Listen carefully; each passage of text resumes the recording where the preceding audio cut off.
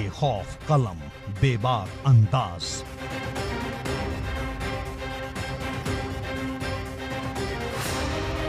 अब आपकी आवाज बेअसर न होगी। सच वालों को ये अच्छी लगेगी, झूठ वालों को बात तो चुभेगी। सच तो सच होता है, मीठा या कड़वा नहीं। बेलाग, सपाट, निष्पक्ष, धारदार, हम कहेंगे 100% सच, वो भी डंके की चोट पर। बात तो चुभेगी। खबरें घटती हैं, खबरें गढ़ी नहीं जाती। बंद आंखों से ये पढ़ी नहीं जाती। सबसे पैनी नजर, सबसे असरदार तेवर, सबसे बुलंद आवाज, देश का सबसे अनूठा शो, बात तो चुभेगी।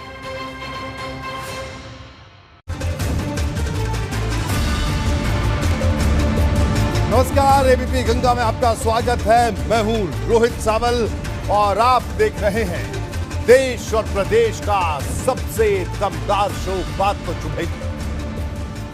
नेता वादे करें और भूल जाएं तो ये बात जनता को सबसे ज्यादा चुभती है। जनता की शिकायत रहती है कि जिस जोश में चुनाव प्रचार के मैदान में हर सियासी दल के नेता वादे करते हैं, अगर सत्ता में आने के बाद उसी जोश में से निभाए तो फिर कोई शिकायत नहीं रहेगी। शायद यही वजह है कि मुख्यमंत्री योगी आदित्यनाथ ने अपनी दूसरी पारी की शुरुआत में ही बड़े लक्ष्य हासिल करने के लिए रफ्तार तेज कर दी है। शपथ लेने के 10 दिन बाद मुख्यमंत्री ने अपनी सरकार के अगले 100 दिन के एजेंडे पर सबसे बड़ी बैठक बुलाई। ये मीटिंग नया रिकॉर्ड बनाने के लिए है। इस बैठक का मकसद 100 दिन के एजेंडे के साथ ही 6 महीने और अगले साल भर के रोड मैप को तय करना है। मुख्यमंत्री का दावा रहा है कि उनकी सरकार यूपी को हर क्षेत्र में नंबर 1 बनाकर दम लेगी। इसलिए तमाम मंत्रियों और उनके विभागों के सचिवों को सबसे बड़ा टास्क सौंपा गया था, जिसके होमवर्क में ये मंत्री लगातार जुटे थे। अब सबकी नजर इस बात पर है कि नई सरकार 100 दिन में कितनी बड़ी विकास योजनाओं की नींव रखती है और कितने बड़े प्रोजेक्ट को पूरा कर जनता को बड़ी सौगात देती है, जिससे आम लोगों को नेताओं को लेकर चुभने वाले तंज करने की जरूरत ही न रहे।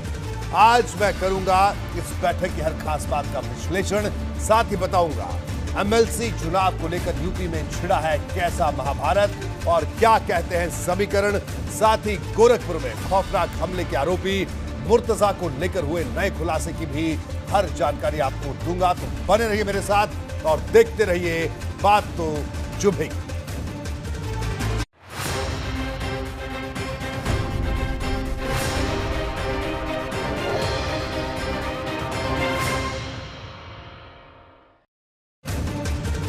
सबसे पहले बात लखनऊ में चल रही महाबैठक की। ये बैठक नए यूपी का रोड मैप तैयार करने के लिए है।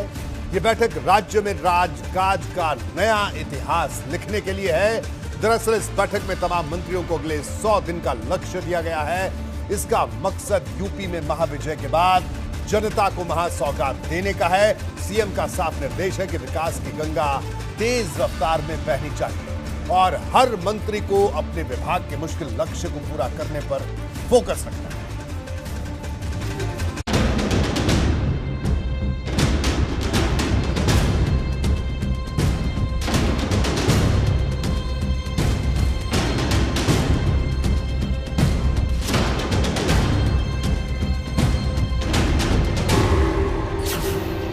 100 दिन के एजेंडे पर महामंथन।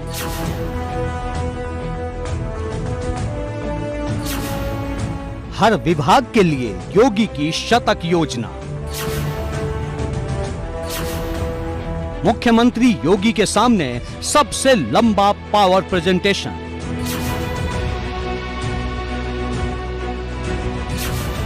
नई पारी में कुछ नया करने पर जोर।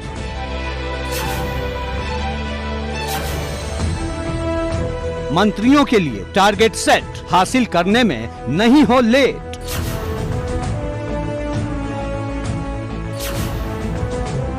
कायाकल्प के रोड मैप पर एक्सप्रेस वाली रफ्तार।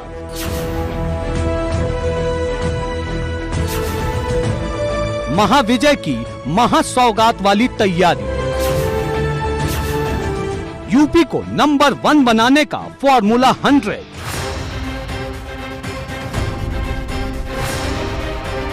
बात तो चुभेगी।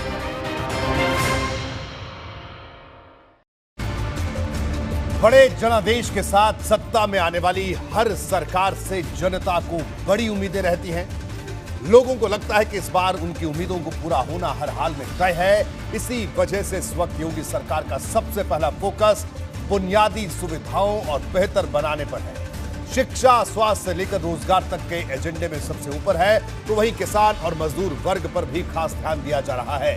बड़े जनादेश का ये रिटर्न गिफ्ट है, इसलिए तमाम मंत्री महामंथन में अपने प्रेजेंटेशन से पहले सधे हुए शब्दों में बोलते नजर आए।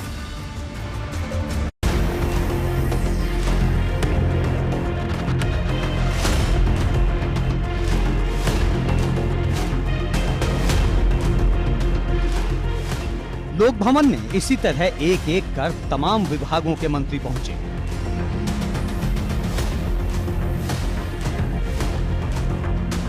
सौ दिन के कामकाज के रोड मैप पर महामंथन के लिए पहुंचने वाले हर मंत्री के चेहरे पर मुस्कुराहट दिखी। हर जुबां पर 100 दिन के लिए महासंकल्प का दावा था। इसी से समझा जा सकता है कि ये बैठक इनके लिए कितनी अहमियत रखती है। जनता से जुड़ा हुआ एक विभाग है और हमारे यात्रियों को ज़्यादा से ज़्यादा लाभ मिले, कम पैसे में ज़्यादा यात्रा कर सकें और सुविधाएं, साफ सफाई की व्यवस्था हो, समय से हमारी जो है बसें चलें, और ये सब बहुत सारी चीज़ें हैं जो इसमें इम्प्रूवमेंट करने की ज़रूरत है। जी, महत्वपूर्ण बैठक है, सभी बैठकें महत्वपूर्ण होगी और जो हमने संकल्प पत्र में वादे किए उनको पूरा करेंगे, ऐसा प्रयास है। विजन में क्या करेंगे, सहकारिता में क्या करेंगे, कैसे बेहतर करेंगे, क्या विजन है? देखिए, सहकारिता में किस तरीके से करेंगे, जो मूल उद्देश्य है जन कल्याण की भावना है, किसानों से जुड़ा हुआ विभाग है, तो किसानों के लिए उसको सही समय पर खाद उपलब्ध हो जाए और बाकी कृषि यंत्रों के लिए जो उसको जरूरतें हैं वो सब उपलब्ध हो जाए, इसका प्रयास है। पूरी एक बड़ा विभाग है, एक बड़ा रेवेन्यू जनरेट करने वाला विभाग है, प्रदेश सरकार को देता है, और मेरा लक्ष्य ये भी है कि हम पिछले साल के सापेक्ष इस साल उस रेवेन्यू को बढ़ाएं भी, तो इस बारे में भी हम लोग आगे कदम बढ़ा रहे हैं। 25 मार्च को योगी 2.0 सरकार ने शपथ ली थी और 5 अप्रैल को यानी तकरीबन 10 दिन बाद शुरुआती 100 दिन के काम का लक्ष्य तय करने के लिए महामंथन की ये तस्वीरें बताने को काफी हैं कि सरकार शुरुआत में ही एक्सप्रेस रफ्तार में काम करना चाहती है। सीएम योगी के सामने हर विभाग के प्रेजेंटेशन की खास तैयारी की गई थी। इस मीटिंग से पहले मुख्य सचिव दुर्गा शंकर मिश्रा ने हर विभाग के प्रमुख सचिवों के साथ मैराथन बैठक की। सभी विभागों के प्रेजेंटेशन पर चर्चा की। 100 दिन के एजेंडे के हर पॉइंट को बारीकी से अंतिम रूप दिया गया, जिससे तय समय के भीतर हर विभाग के एजेंडे की पूरी तस्वीर मुख्यमंत्री के सामने पेश की जा सके और तय किया जा सके एक्शन प्लान। एक्शन प्लान पर चर्चा के लिए पिछले 5 साल की उपलब्धियां भी सामने रखी गईं, जिससे यहां से आगे बढ़ने और नई कामयाबी हासिल करने पर मंथन हो सके। सूत्रों के मुताबिक मुख्यमंत्री कार्यालय ने तमाम प्रस्तावित योजनाओं के उद्घाटन और शिलान्यास की भी लिस्ट मांगी है, जिससे मुख्यमंत्री योगी आदित्यनाथ आने वाले दिनों में राज्य का दौरा कर जनता को चुनावी वादों के मुताबिक बड़ी सौगात दे सके। एबीपी गंगा के लिए लखनऊ से विदेश पांडे की रिपोर्ट। योगी सरकार 2.0 के इस महामंथन में तमाम मंत्रियों के लिए सीएम योगी का मंत्र क्या है, जल्दी से अब मैं आपको वो बताता हूं कि आखिरकार ये मंत्र क्या है। देखिए, एक्शन प्लान के ये योगी मंत्र को आप समझिए साफ साफ तौर पर। साल के 100 दिन, 6 महीने और 1 साल के रोड मैप पर फोकस रखने पर यह मंथन चल रहा है। तेजी से काम हो, समय पर लक्ष्य हासिल करें, तय समय से पहले काम पूरा हो, बाद में नहीं। सभी विभाग समन्वय के साथ काम करें, योजना फुल प्रूफ बनाएं, जमीन पर उतारने में रुकावट ना आए, जनता की उम्मीदों पर पूरी तरह खरा उतरना है। हर कठिन लक्ष्य टीम वर्क से हासिल कर सकते हैं। ये तमाम वो मुद्दे हैं जिन पर फोकस है आज की इस बैठक में जो इस वक्त चल रही है। हमारे ब्यूरो चीफ वीरेश पांडे हमारे साथ जुड़े हुए लखनऊ से। इन्होंने इस बैठक को शुरू होने से पहले तमाम मंत्रियों से भी बात की। वीरेश, आज की ये बैठक रूटीन बैठकों से हटकर और एक नए विजन के साथ, एक नई प्लानिंग के साथ शुरू हो गई है। वीरेश, निश्चित रूप से ये बैठक चल रही थी, वो खत्म हो गई है। जो मंत्रियों की गाड़ियां हैं वो पोर्टिको में बुलाई जा रही हैं। आप देखिए, ये सब गाड़ियां प्रमुख सचिव की हैं, मंत्रियों की हैं, और ये बैठक खत्म हो गई है। मैं अपने कैमरामैन से कहूंगा कि थोड़ा जल्द आएं और बैठक के इस खत्म होने को दिखाएं। देखिए, ये धर्म सिंह दिखाई पड़ रहे हैं, साथ ही साथ तमाम मंत्री दिखाई पड़ रहे हैं। ये स्वतंत्र देव सिंह को आप देख सकते हैं। स्वतंत्र जी, क्या बातें हुई, क्या रहा सबसे महत्वपूर्ण है आपका, क्या कार्य योजना? एक लाइन दर्शक जानना चाहते हैं। एक एक विभाग के बारे में समीक्षा किया गया, लोग सामने विषय रखा गया है, डिटेल में नहीं हुआ है। लोक कल्याण आगे विभाग से होना है काम। लोक कल्याण से जुड़ी हुई योजनाएं हैं। मुख्यमंत्री उत्तम प्रदेश बनाना चाहते हैं, आप प्रदेश अध्यक्ष हैं, जो आपने संकल्प पत्र जारी किया है उसको करना चाहते हैं। कैसे हर घर नल योजना बहुत बड़ी योजना है, आप गए भी थे, कल का कोई बात नहीं। स्वतंत्र जी, और देखिए और भी बहुत सारे मंत्री हैं, जसवंत सैनी भी हैं, तमाम मंत्री हैं। और आइए धर्म सिंह से पूछते हैं, सबसे महत्वपूर्ण विभाग इन्हीं के पास है। धर्म सिंह जी, आप पूर्व में सिंचाई, धर्मपाल सिंह जी, पूर्व में सिंचाई मंत्री रहे आप, इस समय सबसे महत्वपूर्ण विभाग है जो निराश्रित पशु हैं, इसका प्रबंध करेंगे, छुट्टा पशुओं को सड़क पर दिखाई नहीं देने देंगे। इसकी योजना बनाएंगे, इसको गौशालाओं में पहुंचाने का काम करेंगे। वो तो बहुत कठिन काम है। हाँ, कठिन काम है, इसको सॉल्व करेंगे। कैसे धर्मपाल जी? इसको योजना बना के करेंगे। देखिए, छुट्टा पशुओं को सड़कों पर नहीं घूमने देंगे, इन्हें गौशालाएं बनाकर इनको भेजने का काम। बहुत सबसे इसको चैलेंज भरे, इसको हम अवसर के रूप में लेंगे, अवसर के रूप में ले रहे हैं। धर्मपाल सिंह जी, तमाम मंत्री निकल रहे हैं एक एक करके, और लोक भवन में ये बैठक खत्म हो चुकी है। चूंकि धर्मपाल सिंह से पूछना इसलिए जरूरी था कि सबसे महत्वपूर्ण मुद्दा इस सरकार के खिलाफ बना था, आवारा पशुओं का, निराश्रित पशुओं का। जी, कौन है, कौन अनुभव? केशव मौर्य भी निकले हैं। तमाम मंत्री एक एक करके बाहर निकल रहे हैं। केशव मौर्य से बात करने की कोशिश जरूर करेंगे। मौर्य जी, क्या बातचीत हुई है? सरकार के सभी विभागों को मिला करके 10 सेक्टर बनाए गए हैं, और उन 10 सेक्टरों का जो प्रेजेंटेशन दिया गया है, वह प्रेजेंटेशन लोक कल्याण संकल्प पत्र 2022 को समाहित करते हुए एक क्रांतिकारी चेंज उत्तर प्रदेश के अंदर लाया जाए, इस दिशा में आज बहुत महत्वपूर्ण प्रेजेंटेशन रहा। जो पहली बार मंत्री बने हैं उनके लिए भी बहुत प्रेरणादायक रहा है, और मैं यह मानता हूँ कि उत्तर प्रदेश के अंदर बहुत बड़ा परिवर्तन पहली पारी के बाद दूसरी पारी में आने जा रहा है। गांव के विकास के लिए सबसे महत्वपूर्ण मुद्दा है। गांव का जो विकास है वो सबसे महत्वपूर्ण, का भी विकास होगा, शहर का भी विकास होगा, गरीबों का भी विकास होगा, युवाओं को रोजगार भी होगा, महिलाओं की सुरक्षा और सम्मान भी होगा। सारे निराश्रित पशुओं को लेकर के, वो तो लोक कल्याण संकल्प पत्र मैंने कहा 2022, उसको शामिल किया जाएगा। ये आयुष मंत्री हैं। कोरोना काल में जो बहुत महत्वपूर्ण विभाग रहा है आयुष मंत्री के तौर पर, और साथ ही साथ बनारस में आप विधायक भी नहीं रहे, किसी सदन के सदस्य नहीं रहे, प्रधानमंत्री ने इतना बड़ा भरोसा किया, क्या प्रेजेंटेशन दिया आपने? हमारी पहली प्राथमिकता है उत्तर प्रदेश का जो एकमात्र विश्वविद्यालय गोरखपुर में बन रहा है, हमारे जितने भी कॉलेजेस हैं वो अलग अलग यूनिवर्सिटीज़ से एफिलिएटेड थे, तो उनको पूरे प्रदेश में भागना पड़ता था, तो उन सारे कॉलेजों को एफिलिएटेड कर दिया जाए, जो गोरखपुर महायोगी गुरु गोरखनाथ विश्वविद्यालय बन रहा है, तो उनको एफिलिएशन पहली प्राथमिकता है, जिससे कि सुचारू रूप से सारे महाविद्यालय एक साथ काम कर सकें।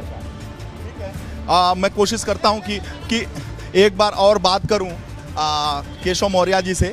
केशव मौर्य जी, जनता को बहुत उम्मीद है आपसे, और जो 100 दिन की कार्य योजना है उसको कैसे फलीभूत? देखिए, जनता को जो उम्मीद भारतीय जनता पार्टी की आदरणीय योगी आदित्यनाथ जी के नेतृत्व वाली सरकार से है, उसे हम पूरा करेंगे, रात दिन परिश्रम करके पूरा करेंगे, योजनाएं बना करके पूरा करेंगे, उसमें पीछे हटने का सवाल नहीं है, और आज का प्रेजेंटेशन इसी दिशा में कदम है। चलिए, बहुत बहुत धन्यवाद केशव मौर्य। डिप्टी कहाँ पे बोलना पड़ेगा ना? कल आप 4 बजे हमारे ऑफिस में आइए। ये बताइए जेल सुधार के लिए कुछ करने जा रहे हैं ना, कल आइए। वही बता रहे हैं हम, आइए आपका कल 4 बजे, कल 4 बजे आइए ऑफिस में। ये तकरीबन 100 से ज़्यादा कैदियों को छोड़ रहे हैं। एक बड़ा फैसला लिया। जो लोग अर्थदंड नहीं दे पाए थे तो उन लोगों को छोड़ने का फैसला लिया, और इसे भी आज इन्होंने बताया है इस बैठक में कि हमने बड़ा कदम उठाया। देखिए बेबी रानी मौर्य महिला बाल विकास मौर्य से जरूर पूछा जाएगा। बहुत बेबी रानी जी बहुत भैया योजना में बेबी रानी जी दलितों के उत्थान के लिए समग्र विकास, महिलाओं का, बच्चों का समग्र विकास, महिलाओं बच्चों का। अच्छा, उच्च शिक्षा मंत्री को देख सकते हैं आप। उच्च शिक्षा मंत्री जी, यूनिवर्सिटीज़ को लेकर क्या क्या योजनाएं बनी हैं? देखिए अभी जो भी है प्रेजेंटेशन हर एक विभाग का हुआ नहीं है, अब टुकड़ों में होगा। 10-10 के ग्रुप बने हैं उसमें, लेकिन जो भी हमारी योजनाएं हैं वो उसको इस परिधि में होंगी कि जो भी हमारा संकल्प पत्र है उसके और जनता के शिक्षा जगत की आवश्यकता अनुरूप योजना बनेगी। सवाल ये, कुछ शिक्षा में आप मंत्री हैं और नैक की कोई भी यूपी की यूनिवर्सिटी टॉप पर नहीं है, इसके लिए कोई विजन है? बिल्कुल ऐसा है। सब जब हमारा योजना ये पूरी हो जाएगी तभी हम सार्वजनिक करेंगे। अभी हमारा प्रेजेंटेशन नहीं हुआ है। सहकारिता मंत्री से भी सवाल किया जाए। सहकारिता मंत्री जी, बहुत ज़्यादा सहकारिता का इम्पैक्ट होता है आम जनता के जीवन में, क्या योजना आपने रखी है? ऐसा है कि अभी योजनाओं पे मोटी चर्चा हुई है। पूरी योजना 12 अप्रैल के बाद चर्चा हुई है। हाँ, ये अभी एक सामान्य चर्चा हुई है। 12 अप्रैल के बाद पुनः चर्चा होगी, उसके बाद आपके साथ शेयर करेंगे। सहकारिता के डूबे हुए व्यवस्था को कैसे उबारेंगे? अरे उबारेंगे ही, तो जो व्यवस्थाएं डूबी हुई थी तो उनको उबारने का काम हमारी सरकार ने किया, प्रदेश में भी देश में भी। टेक्निकल मिनिस्टर भी हैं प्राविधिक शिक्षा मंत्री आशीष पटेल जी, कैसे तकनीकी शिक्षा को आगे बढ़ाएंगे? उत्तर प्रदेश में 1200 से ज़्यादा जो है पॉलिटेक्निक्स हैं और 700 से ज़्यादा इंजीनियरिंग कॉलेज हैं और हमारा प्रदेश गुणवत्तापूर्ण शिक्षा देने का पूर्व में भी प्रयास करता रहा है और मैं कोशिश करूंगा कि अपने कार्यकाल में उस गुणवत्ता को और बेहतर करने का मैं प्रयास करूँ। आप देखिए ये विजुअल देखिए, दोनों सहयोगी दल के अध्यक्ष हैं। लग रहा है कि राम लक्ष्मण की ये जोड़ी है। ये राम है, ये लक्ष्मण है, ये अपना दल है, ये निषाद पार्टी है। और बताइए, आपकी मुस्कुराहट लग रहा है कि गठबंधन है बहुत अकाट्य है, जो समाजवादी पार्टी वाला गठबंधन है वैसा है। बड़े भाई हैं। बड़े भाई, इसीलिए तो मैंने राम कहा उनको। आप बताइए, ये राम लक्ष्मण की जोड़ी, ऐसा नहीं लग रहा है कि सपा में जो खटपट चल रहा है उससे अलग है? भगवान राम ने कभी निषाद राज को गले लगाया था, उसी तरीके से मोदी जी, योगी जी ने हम लोगों को गले लगाया है। अब इससे बड़ा जोड़ी कोई हो नहीं सकता। ये मछली विभाग कैसे चलेगा? निश्चित रूप से चलेगा, बहुत बेहतर है। टारगेट दिया, अभी गंगा और जमुना में नदियों में रेंचिंग होगा, 9 सेंटीमीटर के मछली डाले जाएंगे, उन्हें बढ़ाया जाएगा। दूसरा, अभी नए 750 हेक्टेयर 100 दिन के अंदर हम नए पोखरे बनाएंगे। और तीसरा जो है, जो मछली बच्चे होते थे मर जाते थे, बचपन में पढ़े थे मछली जल की रानी है, और उसीलिए तो उनको महारानी बनाना है। और एक नर्सरी बनाया जाएगा और नर्सरी में बच्चों को डेवलप किया जाएगा, उसको आगे बढ़ाया जाएगा। अच्छा, नंदी जी देखिए, औद्योगिक विकास की बहुत सारी जिम्मेदारी है। 1 ट्रिलियन इकोनॉमी और उसके बाद से साथ ही साथ यूपीडा एक्सप्रेस वे कैसे चलेगा, कैसे दौड़ेगा? बिल्कुल दौड़ेगा। देखिए, आपने देखा जो दूसरी पार्टियां होती है, चाहे समाजवादी पार्टी रही हो, चाहे बसपा, चाहे कांग्रेस, इनको हवस है सत्ता की हवस के लिए कुछ भी वादे करते हैं, कुछ भी, ये भी फ्री, वो भी फ्री, ये भी करेंगे, वो भी करेंगे। हमारा संकल्प पत्र है, हमने संकल्प जो लिए थे वो पूरा किया। जनमानस का विश्वास हम पर बढ़ा, उन्होंने फिर से हमें प्रचंड बहुमत दिया, और हमने फिर संकल्प लिया। जो संकल्प है हमारा, बहुत बड़ा विभाग मिला, उस संकल्प को पूरा करेंगे। Yamuna authority, greater Noida authority, Noida authority जो काजल की कोठरी है, कैसे उससे पार पाएंगे? देखिए, मैंने कहा कि सर्वस्पर्शी, समावेशी, सबका साथ, सबका विकास और सबका विश्वास सिर्फ नहीं है नारा, ये है उद्देश्य हमारा, इस पर काम करें। बहुत सही, आपने एक और स्लोगन दे दिया। ये नारा नहीं है, AK शर्मा जी, कई विभाग ले लिए भाई, नगर विकास, ऊर्जा। शर्मा जी, नगर विकास में कैसे विकास होगा? मानदेय भी बढ़ा दिया आपने? मिलेंगे बाद में। और ये सवेरे सवेरे जो सफाई है उसका कैसे होगा? हो रहा है, अच्छा हो रहा है। क्या कैसे बढ़ेगी देश की 100 दिन की जो योजना आपने वादा किया होगा, आपसे जनता को बहुत उम्मीद है। बाद में बात करेंगे, बाद में बात काम ब्यूरोक्रेट्स रहे हैं आप, बात करेंगे। ठीक है विनेश, मुझे लगता है बाकी मंत्रियों से बाद में बात करनी चाहिए। करेंगे, हम बताएंगे। शर्मा जी अभी बात करना नहीं चाहते हैं और भी बहुत सारे। अनिल राजभर जी हैं। अनिल राजभर जी, ये बताइए कि श्रम मंत्री थे स्वामी प्रसाद मौर्य, श्रम अब दूसरी जगह दिखा रहे हैं और आप पिछड़ों के बड़े नेता हैं, और श्रम को कैसे आगे बढ़ाएंगे? बिल्कुल बढ़ेगा। देखिए, पिछली बार भी योगी जी की सरकार ने 100 दिन का लक्ष्य निर्धारित करके काम किया था, बड़े सार्थक परिणाम आए थे। अभी हमने जो लक्ष्य रखा है, आने वाले 100 दिन के अंदर 90 मेलों का आयोजन करेंगे और तकरीबन 25,000 बेरोजगारों को उससे लाभ मिलेगा। हम कैरियर काउंसलिंग की भी बात कर रहे हैं, उससे 100 दिन के अंदर 50,000 बेरोजगार लोगों को लाभ मिलेगा। ऐसे बृहद योजना बनी है और सारी योजना आपने बना ली है ना। ये देखिए नितिन अग्रवाल साहब, आप यार अरे पहले तो आपने योजना बनाई, प्रस्तुत की, और प्रस्तुत में क्या हुआ? नहीं, देखिए प्रेजेंटेशन, अभी हम लोगों को डिटेल प्रेजेंटेशन बनाना है और उसे हमें देना है, तो अभी उस पर काम चल रहा है, वर्किंग चल रही है, और जैसे बनेगा होगा तो आपके सामने खुद ही सब सारी चीज़ें आएंगी। टास्क मास्टर हैं प्रिंसिपल साहब। देखिए माननीय मुख्यमंत्री जी का हमेशा विजन रहा है कि टारगेट बेस्ड काम होना चाहिए। एक टारगेट आप सेट करिए और उस टारगेट को अचीव करने के लिए कैसे करना है उस पर आप वर्किंग करिए, और जब ऐसे वर्किंग होती है तभी जो एक बड़ा लक्ष्य है $1 ट्रिलियन इकोनॉमी का, उस लक्ष्य को हम पूरा कर सकते हैं। ये सिंडिकेट कैसे तोड़ेंगे आप? बहुत 90% सिंडिकेट ऑलरेडी टूट चुका है, थोड़ा बहुत अगर है भी तो वो इस बार जरूर टूट जाएगा। युवा हैं और साथ ही साथ हमारे साथ खेल और युवा मंत्री गिरीश यादव जी भी हैं, बहुत लड़ाई लड़कर आए हैं आप। ये बताइए कि खेल कैसे खेला होगा? खेल के दिशा में हम लोग माननीय मुख्यमंत्री जी के साथ बैठक करके अभी आए हैं, जो है कि विभाग की जो है, और जल्दी ही आपके सामने 100 दिन की कार्य योजना आपको मिलेगी कि खेल की दृष्टि में हम लोग 100 दिनों के अंदर क्या क्या करने वाले हैं, 6 माह के अंदर में क्या क्या करने वाले हैं, 1 वर्ष के क्या अंदर करने वाले हैं। आप जो है अभी खेला हो बे, मतलब खेल को बहुत सुदृढ़ करेंगे और समृद्ध, युवाओं पे ख्याल करिएगा, हम लोग भी युवा हैं, बढ़ावा देंगे खेल के लिए। बहुत बहुत धन्यवाद आपका। और देखिए विजय लक्ष्मी, महिलाओं से अगर बात न करें तो भी ठीक नहीं है। लक्ष्मी गौतम जी, विजय लक्ष्मी गौतम जी ग्राम विकास की राज्य मंत्री हैं, केवल पुरुष मंत्रियों से बात करना ठीक नहीं है। बताइए ग्राम के विकास के लिए क्या क्या योजना रखा?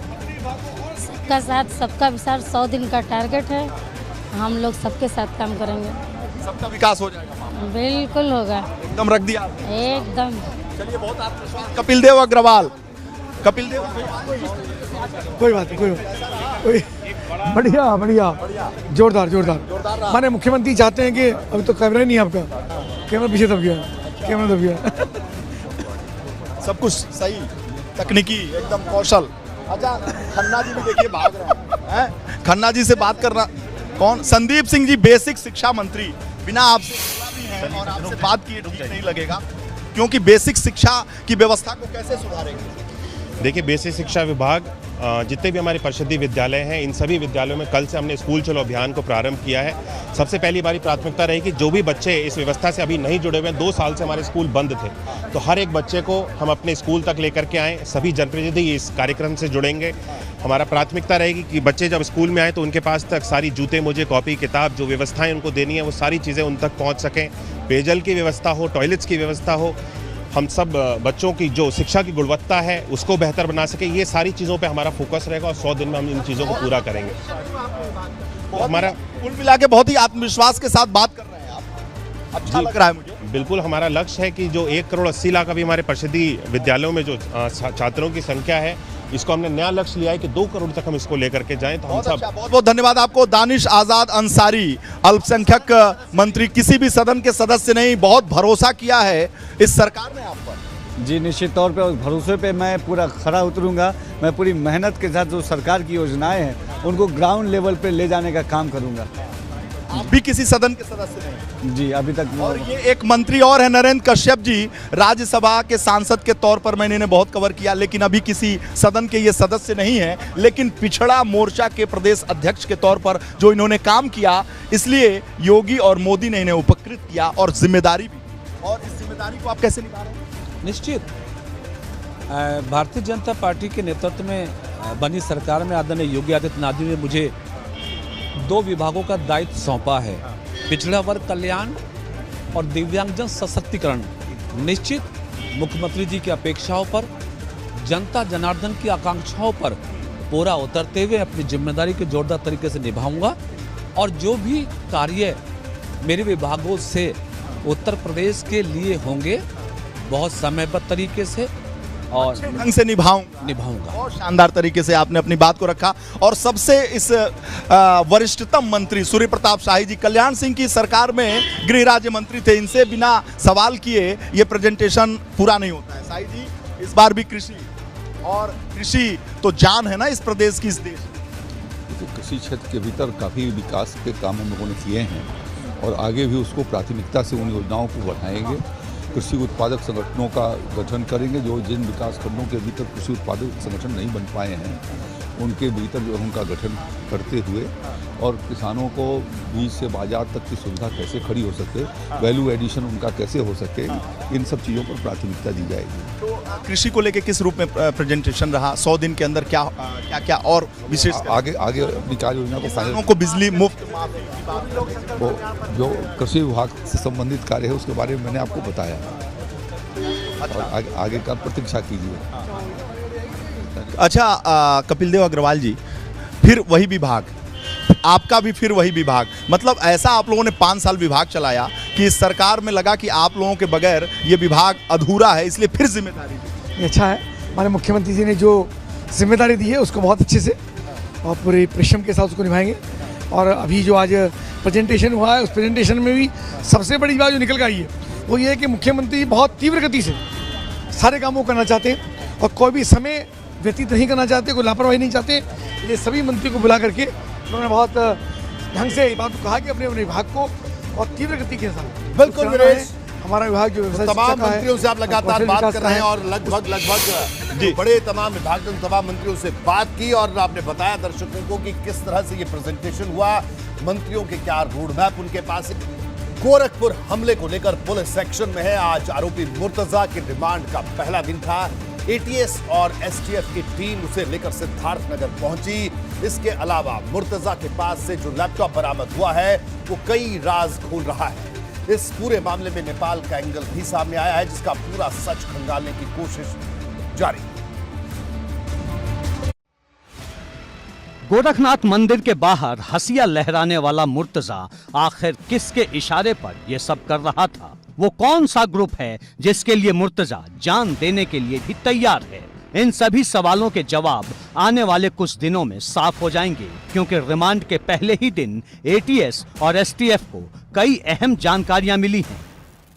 एटीएस और एसटीएफ मुर्तजा से जुड़े हुए हर राज को तलाशने में जुटी है, लेकिन अभी तक मिली जानकारी के अनुसार एसटीएफ और एटीएस को जो क्लू मिले हैं उसमें जो मुर्तजा है वो अबू हमजा और जाकिर नाइक के माइंड वॉश वाले वीडियो देखता था। इसके साथ ही उसके पास से एक डिवाइस भी बरामद हुआ है जिसमें अरब के, अगर बात करें तो अरब के नाटो से संबंधित गुरिल्ला युद्ध वाले वीडियो मिले हैं। मजहबी कट्टरपंथी मुर्तजा के पास से जो लैपटॉप मिला उसमें हैरान करने वाला डेटा आया है, लेकिन पुलिस को सबसे पहले मुर्तजा के उन साथियों तक पहुंचना है जो यूपी में ही बैठकर नापाक मंसूबे पाल रहे हैं। इसके लिए एटीएस और एसटीएफ की संयुक्त टीम मुर्तजा को लेकर पहले सिद्धार्थ नगर और फिर महाराजगंज पहुंची। वहां पुलिस ने बांसी के 2 युवकों को हिरासत में भी लिया। जानकारी के मुताबिक हिरासत में लिए गए दोनों युवकों ने ही रविवार की शाम मुर्तजा को बाइक से गोरखनाथ मंदिर पहुंचाया था। हालांकि एफआईआर की कॉपी में मुर्तजा अहमद अब्बासी को एक लौता आरोपी बनाया गया है। मुर्तजा के लैपटॉप और मोबाइल फोन खंगालने पर यूपी एटीएस और एसटीएफ को कई ऐसी जानकारियां मिली हैं जो उसके बड़े मंसूबों की तरफ इशारा कर रही हैं। मुर्तजा ने अपने लैपटॉप में मेहमान नाम का एक फोल्डर बनाया था जिसमें वो खुफिया मैसेज छिपा कर रखता था। जांच एजेंसियों को जब इस फोल्डर के बारे में जानकारी मिली और उसे खोला गया तो उसमें अरबी भाषा के तमाम दस्तावेज पाए गए। सवाल यह है कि कहीं मुर्तजा किसी आतंकी संगठन का मोहरा तो नहीं। सवाल यह भी है कि कहीं किसी बड़ी घटना को अंजाम देने की साजिश तो नहीं चल रही। मुर्तजा के कनेक्शन अल कायदा के सहयोगी संगठन अंसार गजवातुल हिंद से भी खंगाले जा रहे हैं। गोरखनाथ मंदिर पर हमले के आरोपी मुर्तजा का कनेक्शन भारत में अल कायदा के सहयोगी संगठन अंसार गजवातुल हिंद के आतंकी मिन्हाज से भी खंगाला जा रहा है। दरअसल पिछले साल जब एटीएस ने गजवातुल हिंद के विनाशकारी मंसूबों को बेनकाब करते हुए आतंकी मिन्हाज समेत कई लोगों को गिरफ्तार किया था, तब ये खुलासा हुआ था कि मिन्हाज काबिल और बेरोजगार युवाओं का माइंड वॉश करके उन्हें अपने संगठन से जोड़ता है। गोरखपुर हमले की जांच के लिए एटीएस और एसटीएफ 4 पॉइंट पर काम कर रही हैं। पहला पॉइंट गोरखपुर और आसपास के जिले, दूसरा पॉइंट नेपाल कनेक्शन, तीसरा पॉइंट मुंबई कनेक्शन और चौथा पॉइंट पाकिस्तान जैसे देश। एटीएस और एसटीएफ इस मामले की जांच आतंक के एंगल से भी कर रही हैं। गोरखपुर से नेपाल तक सर्च ऑपरेशन जारी है और जल्द ही मुर्तजा के आका तक पहुंचने की कोशिश जारी है। एबीपी गंगा के लिए गोरखपुर से विवेक त्रिपाठी के साथ ब्यूरो रिपोर्ट। और गोरखपुर से इस वक्त एक बड़ी खबर आ रही है। मैं आपको उस खबर के बारे में बता दूं कि मुर्तजा के घर से एटीएस ने एक शख्स को हिरासत में लिया है। इस वक्त की बड़ी खबर, मुर्तजा के घर के गेट पर भीतर से ताला लगाकर छानबीन एटीएस ने की और मुर्तजा के घर से पकड़े गए शख्स से एटीएस पूछताछ कर रही है। मुर्तजा के कमरे से संदिग्ध दस्तावेज बरामद करने के बाद ये कार्रवाई की गई है। मुर्तजा के घर से एक संदिग्ध के साथ एक बैग भी साथ लेकर एटीएस निकली है। मुर्तजा के घर पर भारी पुलिस फोर्स तैनात है। घर में किसी के आने जाने पर रोक तक लगा दी गई है। ये इस वक्त की बड़ी खबर, इस वक्त की बड़ी और अहम जानकारी एबीपी गंगा अपने दर्शकों को दे रहा है। इस पूरे मामले से जुड़े हुए मुर्तजा की पूर्व पत्नी शादमा ने आज एबीपी गंगा से एक्सक्लूसिव बातचीत की। इसने सबसे पहले एबीपी गंगा को मुर्तजा की हकीकत कैमरे पर बताई। जौनपुर में रह रही शादमा से एबीपी गंगा के संवाददाता नीतीश पांडे ने बातचीत की। मैं आपको ये बातचीत भी सुनवाऊंगा। उससे पहले इसमें कुछ बड़े खुलासों के बारे में आपको समझना जरूरी है, जिससे आप समझ पाएंगे कि आखिर मुर्तजा को लेकर क्या नया खुलासा कितने मायने रखता है। मुर्तजा की पूर्व पत्नी का खुलासा, मुर्तजा मानसिक तौर पर बीमार नहीं है जैसा कि उसके पिता कल तक कह रहे थे।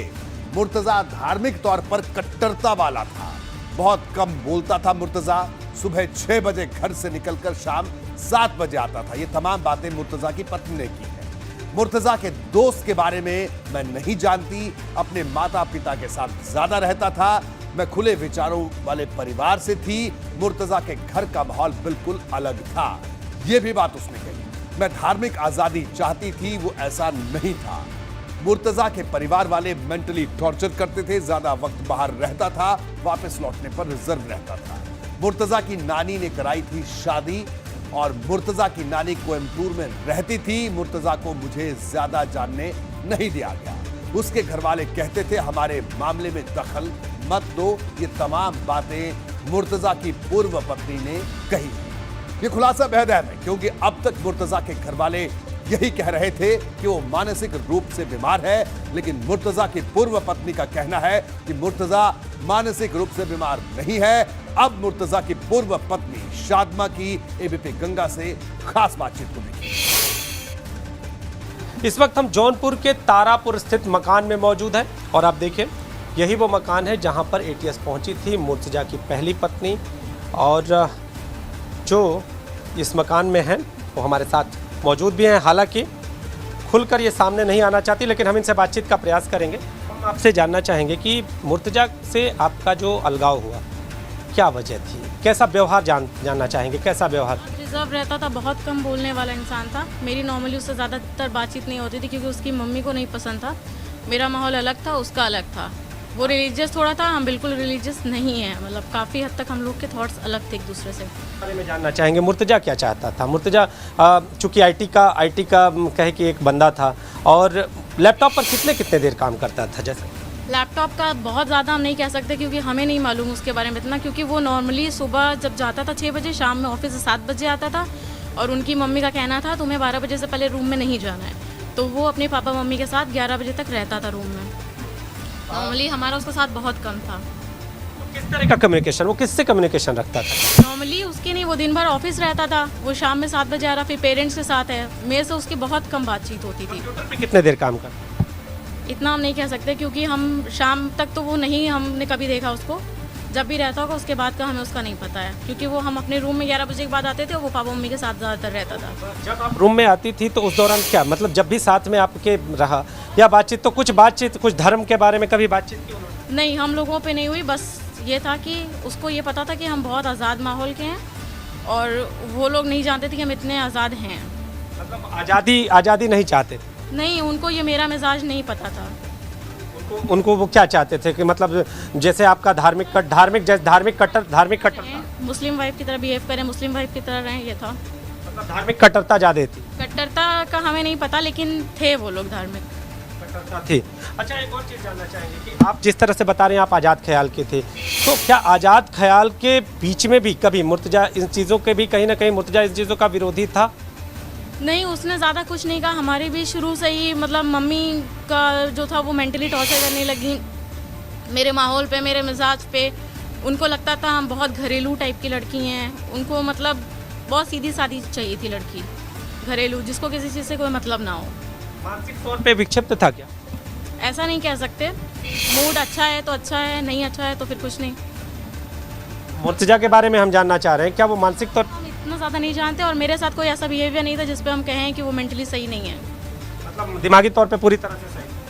हाँ, कह सकते हैं हम। नमाज अदा करता था? हाँ, नमाज पढ़ता था वो। कभी धर्म की बातें की? कभी भी? चूँकि उसने नहीं किया ज़्यादा। कोई परिवार में कभी सुना आपने कि उसने कभी किसी के बारे? परिवार उसका रिलीजियस था, ये हम जानते हैं। मम्मी और ये ज़्यादातर वो लोग अपने में ही लगे रहते थे। हम बहुत अकेले वहाँ थे, मेरा किसी से ज़्यादा कोई मतलब नहीं था। इसकी वजह से हम लोग में कम्युनिकेशन भी नहीं था, तो इसके लिए यही लगा कि उन लोगों को भी नहीं समझ में आया कि मेरा मिजाज उनकी तरह है और हम पूरी तरह से फ़ौरन ही उनके माहौल में नहीं ढल सकते थे। कुछ वीडियोस खास तौर पे मुर्तजा के जो कहे कि इलेक्ट्रॉनिक डिवाइस और कुछ ऐसे वीडियोस मिले हैं, क्या उन वीडियोस को कभी आपने कभी ऐसा मतलब कभी ऐसे चलते फिरते भी कभी ऐसा देखा होगा कि कुछ इस तरह? नॉर्मली चीज़ें मम्मी के रूम में रखी रहती थी, लैपटॉप हो चाहे रात में फ़ोन हो, सब उसका मम्मी के रूम में ही रहता था। हमारे रूम में वो कभी कुछ रखता नहीं था और हम आपको बता सकते हैं ज़्यादातर वो अपनी मम्मी के पापा के रूम में ही सोता था। एटीएस ने आपसे क्या क्या सवाल? उन्होंने हमसे बस उसके बारे में पूछा था, उसके जो भी आपको कुछ पता है कि नहीं। हमको ऐसा कुछ पता नहीं था। मेरी लाइफ में जो भी था हमने उनको चीज़ें क्लियर कर दी। जो आपने पूछा उससे लगभग वैसी चीज़ें उन्होंने पूछा सब। कैमरामैन विशेष के साथ नीतीश कुमार पांडे, एबीपी गंगा, जौनपुर।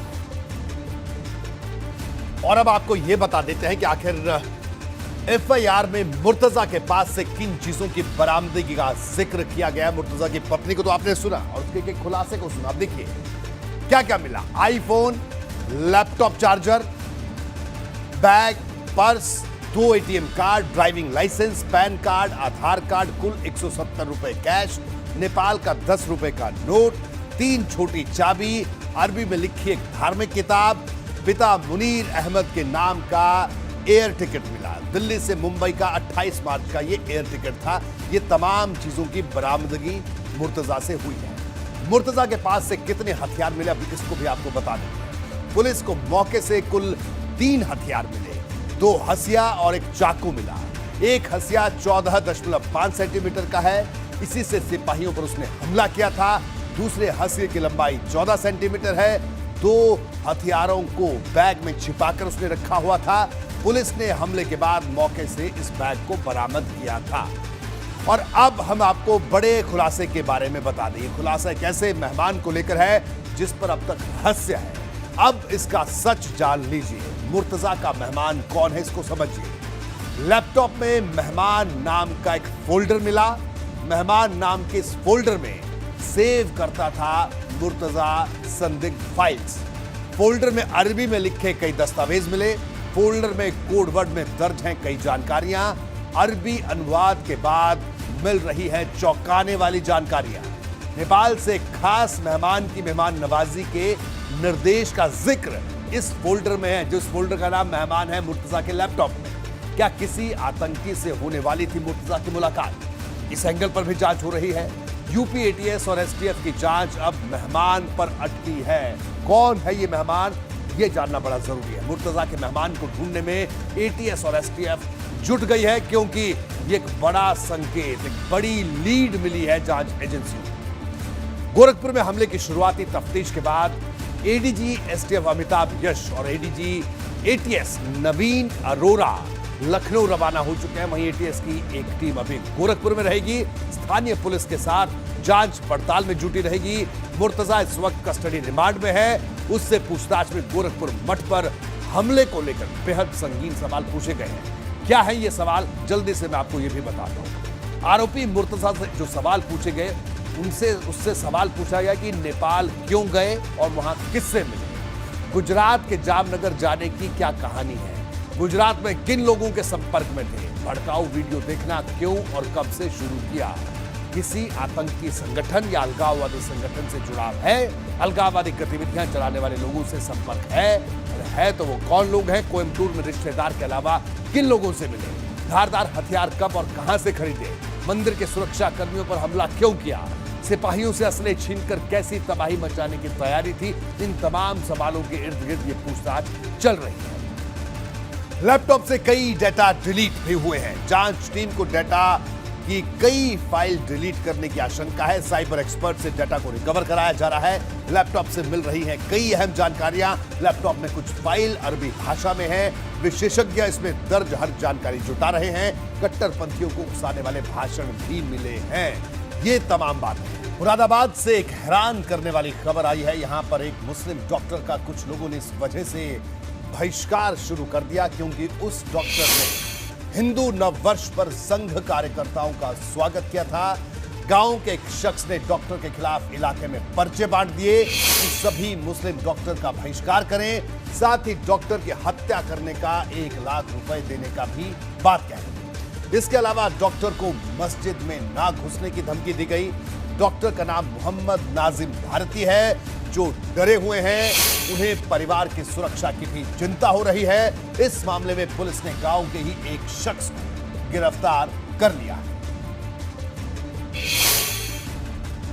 वो मेरे घर के सामने से निकलना था उसको, तो मैंने उसमें मेरी फैमिली ने पुष्प की बारिश की, उसमें हम लोग की बारिश की। इसी को लेकर ये इमरान हाफिज जी ने जो है मेरे ऊपर फतवा जारी कर दिया और जान से मारने वालों को 1 लाख रुपये का इनाम से इस तरह से मस्जिदों में इसने ये पर्चे डाले सब, और ये उसमें वीडियो फुटेज में भी आया है, तो ये डालते हुए पकड़ा गया है। वो वीडियो मैंने आपको दी है, आपके व्हाट्सएप पे दी है वीडियो। दुकानों में भी इन्हें रात के 5:02 पर पर्चे डाले। डॉक्टर निजाम ने आपके खिलाफ फतवा जारी करने का मुकदमा दर्ज करा है। इमरान जी, क्या आपने कोई फतवा जारी करा है? क्यों जारी करा आपने फतवा? सर, ये लड़के बिगड़ रहे थे, मोबाइल से सट्टा खेल रहे थे, पता नहीं चल रहे थे। 15-16 लाख रुपये मेरे लड़के को खुद में बिगाड़ दिए। तो मैंने अनजाने में ये करते चिट्ठी डाली, सही हो जाए, सुधर जाए, ना हो ऐसे मोहल्ले में। ये तो इसको लेकर फतवा जारी करा आपने? हाँ, इसी वजह से वो चिट्ठी डाली गई थी फतवे की। और कोई चीज़ की किसी बारे में मैं चिट्ठी कहाँ डाली थी आपने? कहाँ डाली थी? दुकान पे। मामला बेहद संगीन है। अपने अपने विचारों के मुताबिक किसी को भी किसी का सम्मान करने का अधिकार है। अब मुरादाबाद के एसपी ने इस मुद्दे पर क्या कहा, यह आप सुन। देखिए, थाना मैनाठेर के महमूदपुर माफी गांव में एक व्यक्ति डॉक्टर निजाम हैं, जिन्होंने तहरीर दिया है, जिनके दिए गए तहरीर के आधार पर मुकदमा दर्ज किया है। इसमें बताया गया कि एक व्यक्ति जो इमरान वारशी करके है, उसने एक फतवा इनके खिलाफ जारी किया है और उसी के आधार पर मुकदमा दर्ज करते हुए उन्हें गिरफ्तार करके जेल भेजा जा रहा है और इसकी प्रभावी पैरवी की जाएगी ताकि इनके विरुद्ध कठोर कार्रवाई की जा सके। ये खबर हैरान करने वाली है, चुभने वाली भी है। आरएसएस के कुछ कार्यकर्ता अपने कार्यक्रम के दौरान एक शख्स के घर से बाहर से गुजरते हैं। वो शख्स मुस्लिम है और उसने देखा कि मोहल्ले में तमाम लोग फूल बरसा रहे हैं, तो शायद उसकी इच्छा हो इसमें भी फूल बरसा दी। लेकिन उसके बाद ये घटना सामने आई। ये जो सोच है, ये सोच चुभने वाली है। ये बात सिर्फ हम इसलिए नहीं कह रहे कि वो आरएसएस के कार्यकर्ताओं पर फूल बरसा रहे थे, वो किसी दूसरे संगठन के लोग भी होते, क्योंकि लोकतंत्र है। हर व्यक्ति अपने लिहाज से जी सकता है, सोच सकता है, समझ सकता है। इसी सोच को तालिबानी सोच का नाम दिया जाता है अक्सर, जिस पर कई तरह की बड़ी बड़ी बहसें होती हैं जो कि नहीं होनी चाहिए। जरूरत है इस तरह की सोच को खत्म करने की, यानी इस तरह की सोच को बदलने की। तो बहरहाल बात तो चुभेगी। मैं आज इतना ही, दीजिए इजाजत, नमस्कार।